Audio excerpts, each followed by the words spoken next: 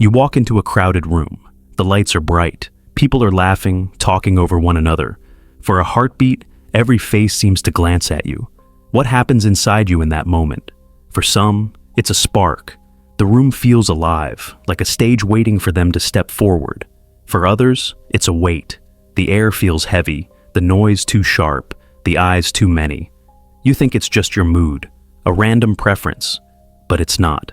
That quiet pull, either inward into your own thoughts or outward toward the crowd, is not a quirk of personality. It's the first law of your nature, the invisible divide Carl Jung warned about. From the first day you went to school, the world began to judge which side you belonged to. If you were loud and lively, you were praised. If you were quiet and observant, you were told to open up. The message was clear. One side was rewarded, the other was questioned. But the truth is far older than school, older than society. Jung saw it in the core of the human psyche. One current draws us inward, to reflection and solitude. The other pushes us outward, to faces, to action, to the noise of the crowd. This divide is not about being shy or brave, not about being weak or strong. It is about where your energy feeds. Do you return to yourself to recover? Or do you come alive only in the presence of others? Here is the dangerous part. Most people never ask this question. They live by the demands of their time. An introvert wears the mask of the performer until they burn out. An extrovert hides behind forced reflection until they feel hollow. Their lives drift, shaped by a current they never saw. They follow the crowd's idea of success. They build friendships that drain them. They accept jobs that exhaust them, all because they never name the law pulling at their core. And the world is happy to keep it that way. Because a person who does not know their own current is easy to steer. Praise them, shame them, promise them acceptance, and they will obey. But once you see the divide, you cannot unsee it.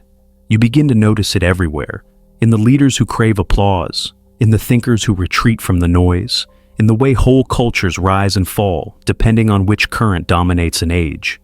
Ask yourself now, has your life been guided by your will, or by this hidden pull? How many choices, friendships, loves, even dreams, were not really chosen, but decided long before you noticed? You have been told you are free. You have been drifting. By the end of this video, you will know which side of the divide truly rules you. You will understand why it has quietly shaped your story, and you will see how to turn it from a hidden leash into a weapon. You have been living under an invisible law. It has been deciding for you. It's time you decided for yourself. Let's begin where Jung began, with the first mark of the psyche. You've been told you're an introvert because you're quiet. You've been told you're an extrovert because you're loud. You've been lied to. Shyness is not introversion. Confidence is not extraversion. They are masks, surface behaviors. What Jung discovered cuts far deeper. He saw that every human mind is built around a direction of energy.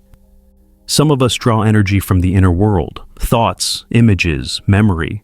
Some of us draw it from the outer world, faces, action, motion, the pulse of the crowd. This isn't about preference. It isn't about what you like. It's about what keeps you alive inside. An introvert doesn't simply like being alone. When the noise fades, they feel their mind refill, as if the silence recharges their core. An extrovert doesn't simply like parties. When they step into a room humming with energy, they feel sharper, more real, as if contact with the world itself powers them. Most people confuse this with mood. You've said, "I'm introverted today," when you felt tired. You've said, "I'm feeling more extroverted," when you were excited. But moods change with weather, with sleep, with coffee. Orientation does not. It is the current that stays, the one you return to when no one is pushing you. This confusion is not innocent. It is the first reason so many drift through life. They call themselves introverts when they're simply anxious. They call themselves extroverts when they're simply restless. And in that misreading, they become easy to shape. Think about school. The child who naturally turns inward is labeled shy. So the teacher pushes them to speak more, to act like the loud ones. They learn early that their way of gathering energy is wrong. The outward-drawn child is praised for being lively. So they perform, louder and louder, even when they're exhausted, learning to crave applause like oxygen. Workplaces repeat the same lie. Job interviews look for performers. performance reviews reward visibility over depth. You are measured not by how well you use your nature, but by how well you imitate the crowd's favored side. Jung warned that this mistake makes a person weak, because when you live against your own current, you become dependent on the world's rewards. You chase praise you don't need. You burn energy that doesn't replenish you. You shape your whole identity around fitting in. And in the process, you forget what actually feeds your mind. Ask yourself, where do you go when the noise stops? When no one's asking anything of you? When no one's watching? Do you retreat inward to think, to imagine, to rebuild your strength? Or do you feel a pull to step outside, to connect, to move among others? That answer is not a detail. It is the first mark of the psyche. It's the difference between moving with your own current or being dragged against it. This is the truth most never face. They think they've chosen their life, their friends, their work, even their dreams. But in reality, the choices were shaped long before, by an energy they never named. You've been drifting under a current you didn't know existed. You mistook your mask for your nature. You let teachers, bosses, and trends tell you who you were. That is not strength, that is surrender. The first step toward power is to strip away the surface labels: shy, bold, reserved, friendly, and name the real law underneath. Once you know whether your energy flows inward or outward, you stop asking permission to be yourself. You start building your life around the source that actually sustains you. That knowledge is dangerous because it makes you harder to push, harder to herd. But that is exactly why you need it. Before you can master the world, you must master the current within you. Jung called the current the first mark of the psyche. Find it, and you begin to rewrite the story that's been written for you. From the moment you could speak, the world started teaching you how to wear a mask, not to protect you, to control you. You learned early that there was a way to behave that won smiles, applause, and approval. You also learned there was a way to behave that brought silence, raised eyebrows, even disapproval. If you were the quiet one, you heard it over and over: speak up. Stop hiding in the corner. Be more outgoing. If you were the one who couldn't sit still, who thrived on motion and noise, you heard a different command: calm down. Be serious. Think before you act. The message was the same for both. Your natural energy is not welcome as it is. School is the first factory for the mask. The classroom praises the talkative child, the one who raises their hand, volunteers, entertains the group. The inward-focused child, the one quietly processing, observing, is treated as a problem to be fixed. By the time you reach your teenage years, the training is complete. Introverts have learned to pretend they love the spotlight, even though it drains them. Extroverts have learned to fake stillness and reflection, even though it makes them restless and brittle. You carry this mask into your adult life. You take it into job interviews. You wear it at the office. You even wear it online. Workplaces demand the mask openly. Hiring managers call it communication skills. Team leaders call it engagement. What they really mean is conformity. Act the way the system likes to reward. On social media, the mask becomes the brand. You show the world a persona that performs well, whether it's your true energy or not. The introvert forces the performance. Reels, selfies, constant presence, trying to keep up with the crowd. The extrovert mimics the voice of a deep stoic thinker. Long captions, rehearsed wisdom, because that's what gets respect. Both are exhausted. Both are starving themselves of their natural fuel. Jung warned that this is not just uncomfortable, it's dangerous.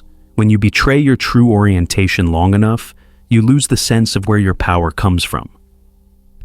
You start living as a shadow of yourself. You keep trying harder, but it never feels right, because the very source you draw energy from is being denied. Look at history. Whole generations have been molded by this mask. In the industrial age, factories needed disciplined, compliant workers. The quiet thinker was told to suppress imagination. The lively mover was told to suppress spontaneity.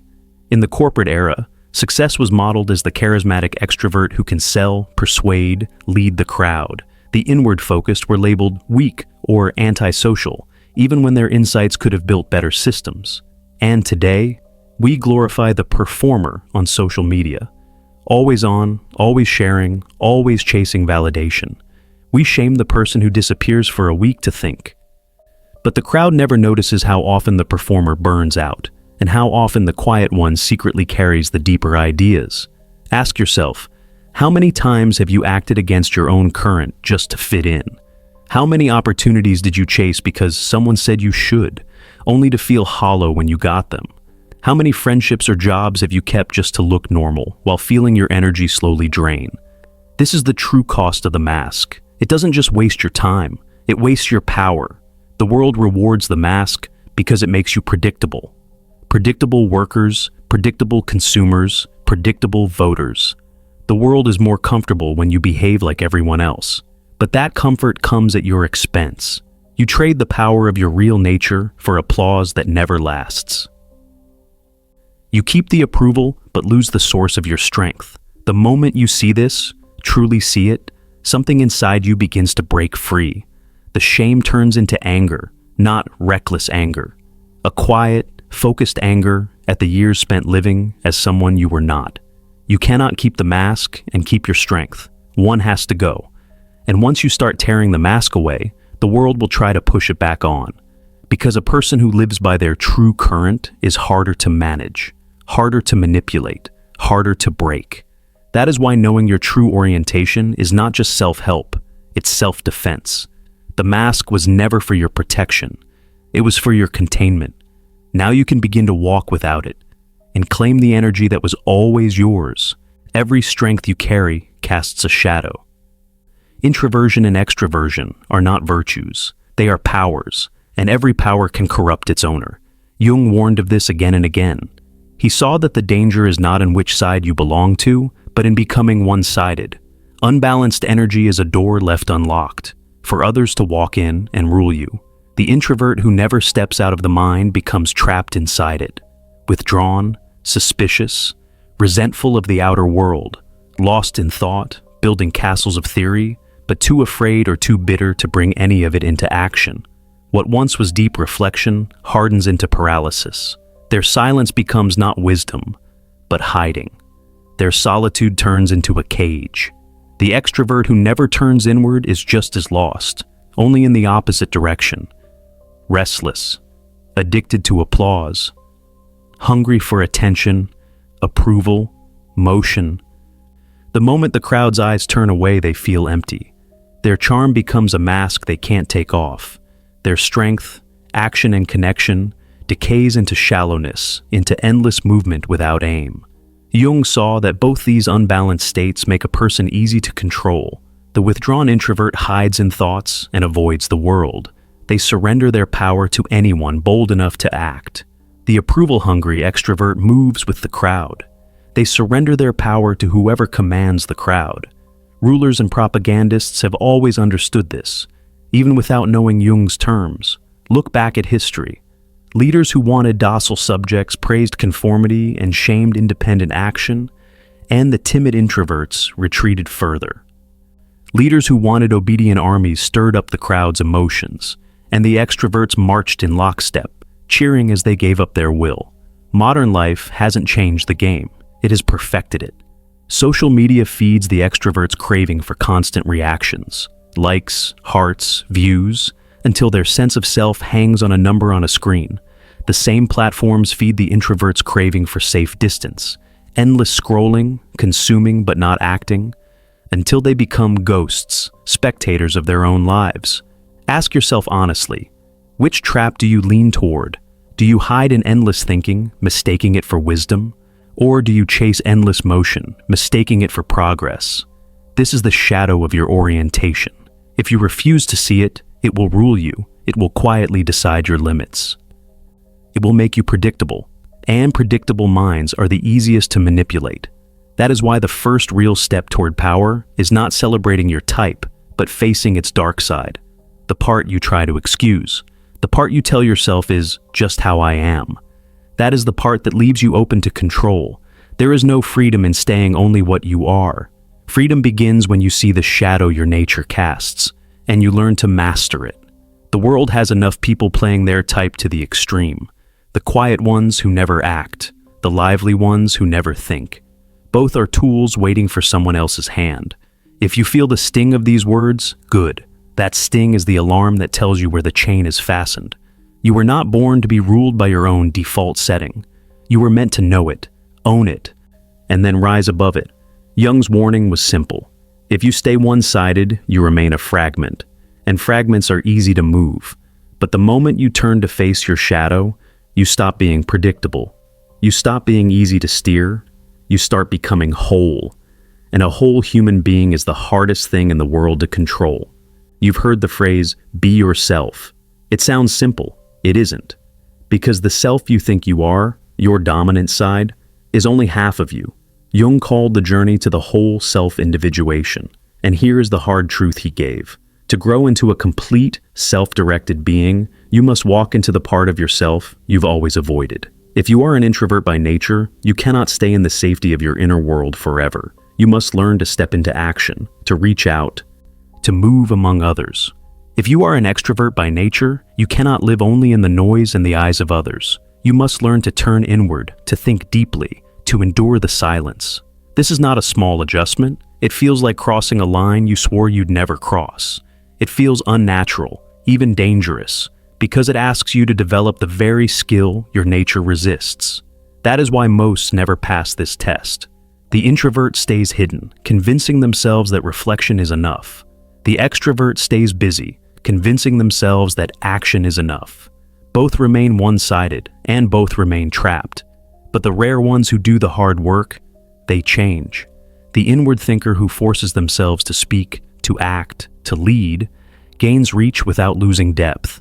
The outward mover who forces themselves to pause, to listen, to reflect, gains wisdom without losing fire. History remembers them. The philosophers who didn't just write, but built schools of thought. The leaders who didn't just rally crowds, but knew when to withdraw and think. They were not the pure introverts or pure extroverts. They were the ones who crossed the divide. Jung warned that this crossing is painful. It feels like walking against the grain of your soul. That is why it is a test, and why so few pass it. Ask yourself, have you ever truly trained the side you resist? Or have you stayed in the comfort of your default, calling it authenticity? The real self is not found in comfort. It is forged in the tension between both currents. When you can draw energy from within and without, you are no longer ruled by either. You are no longer predictable. You are whole. That is the test. That is the threshold between being just another type and becoming a self-directed being. Look back at history, not the headlines, but the deeper rhythm beneath it. Ages swing like a pendulum. One era glorifies the thinker, the monk, the scholar, the introverted spirit who retreats to seek truth. Another era glorifies the conqueror, the merchant, the speaker, the extroverted spirit who builds empires in the open air. Crowds always move together. They look for the mood of the age and follow it, inward for a century, outward for a century. Each time, the herd believes it has found the ultimate way to live. Each time, it ends in stagnation, because the herd always moves as a single current, blind to the other side. But progress never came from the crowd. It came from rare individuals who could see the swing of the pendulum and step outside it, the thinkers who could face the crowd and speak, the leaders who could face the silence and think, the ones who carried both currents inside themselves. Jung believed this is the real hero's journey, not the journey to fame or conquest, but the journey from herd to self, to stop being carried by the direction of your era and start walking by your own inner law. Knowing your type is not the end of this journey. It is only the first milestone. It tells you which current shaped you. But mastery comes when you rise above that current and learn to command both. Imagine what happens when you do. The introvert who has built depth now learns to speak, and suddenly their words move thousands. The extrovert who has built influence now learns to think, and suddenly their actions change the course of nations. You are not meant to be a pawn of the pendulum. You are not meant to live and die as the crowd's reflection. You are meant to see the pattern, to stand apart from it, and to become whole. The herd survives. The self-directed few create. Ask yourself now, which are you going to be? The one carried by the age, or the one who steps outside it? This is the real path Jung pointed to. The path of the individual who integrates both sides and, by doing so, becomes something the herd cannot imitate. You've spent your whole life thinking the battle was between introverts and extroverts. It never was. The real battle has always been between awareness and ignorance. Between the person who understands the current that drives them and the one who drifts, believing they are steering. Ignorance is the leash, awareness is the knife that cuts it. Think about the person who never learns this. They stumble from job to job, blaming bad luck. They move in and out of friendships and relationships, never realizing they've been trying to feed their energy in the wrong places. They put on masks to please the crowd until the mask becomes their face. They call it being themselves, but it's just obedience wearing a costume. Now imagine the rare person who sees the current for what it is. They know when they need to step inward to think, to strategize, to recover. They know when they need to step outward to act, to lead, to shape the world. They don't wear the mask the crowd gives them. They switch between their inner and outer energy like a weapon. This is what Jung called individuation in action. Not just knowing your type, but mastering it and integrating the opposite side. Picture the difference. The unaware person. They walk into a room and immediately adjust to what others expect. They speak when they're told. They retreat when they feel pressure. Their entire life is a reaction. A leaf on the water, carried by the river's flow. The integrated person. They walk into the same room and quietly sense the energy in it. They decide whether to advance or to withdraw. They speak because they choose to, or they stay silent because that choice has weight. The room adjusts to them. Not the other way around. That is mastery. That is the shift from being pushed to becoming the one who decides. This mastery is not polite. It is not comforting. It is dangerous, because a person who can do this cannot be easily manipulated. They don't react the way propaganda wants them to react. They don't crave the approval the crowd uses as bait. They don't submit to the shame used to herd others into line. This is why society quietly discourages people from reaching this stage. A whole person is far harder to control than a one-sided type. A whole person can no longer be bribed with applause or silenced with disapproval. A whole person is unpredictable, and the unpredictable are feared. You may feel that you're far from this level. You may believe you've been too conditioned, too stuck in your old patterns. But the truth is simpler than you think. The moment you see the game, the moment you recognize the current, you've already stepped out of it. Awareness is the beginning of freedom. Integration is the proof of it. You've been taught to think your identity is fixed. Introvert or extrovert, thinker or talker, observer or actor. But identity is not a cage. It is the starting point. When you can move between the two sides, drawing energy from solitude when you need depth, from the world when you need reach, you become unreadable to those who would use you. You stop being a pawn in their story. You start being the author of your own. This is not a motivational slogan. It's a hard-won power. Few achieve it because it demands facing their shadow, walking into discomfort, refusing the mask. But if you've followed this far, if the words here have unsettled you, angered you, made you question yourself, you're already closer than most. You have seen the pattern. You've recognized the leash. You've begun to sense what it would feel like to live without it. The rest is a choice. To stay as you were, predictable, one-sided, easy to steer, or to step across the invisible divide, integrate both energies, and become the kind of person who cannot be pushed, bribed, or herded. That is the real transformation. That is the moment you stop living by the script written for you and start writing your own. You have not just learned about introverts and extroverts. You have learned about the hidden line between being controlled and being free. Now, it's your turn to cross it. You've crossed a line tonight. You didn't just watch another video. You've seen the hidden law that has quietly steered your life, the current that drives every person you meet. From now on, you will start to notice it everywhere. In the friend who can't sit still unless someone is watching.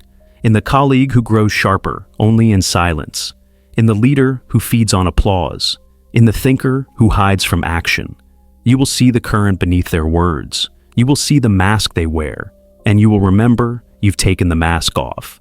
This is not motivation. This is a threshold. You are stepping from the herd into the circle of those who can't be easily moved. Do not waste this insight. Do not let it fade when the screen goes dark. Observe the world differently, starting now. Ask yourself, in every encounter, which current rules this moment, the inward or the outward, and who is steering it? If you feel unsettled, good. That unease is the sign that the old version of you, the one who drifted, is dying. Let it die. Because the self who takes its place will be harder to bribe, harder to shame, harder to steer. This channel is not here to entertain you. It is here to arm you with the dark truths and the tools that free you from the leash. If you are ready to keep crossing that threshold, subscribe now. Return here, not for comfort, but for more of what you've just begun.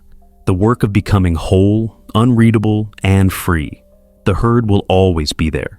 You don't have to go back.